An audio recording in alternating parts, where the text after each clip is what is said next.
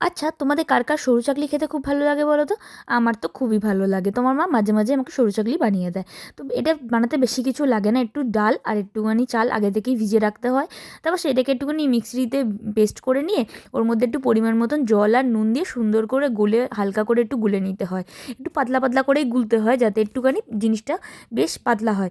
অনেকটা দেখতে কী বলো তো, অনেকটা দেখতে ওই ধোসার মতন, মানে ধোসা যেমন হয় না, ধোসার যে পরোটাটা হয়, ঠিক অতটা পাতলা নয়, কিন্তু ওরকমই ধরনের হয় আর কি ব্যাপারটা।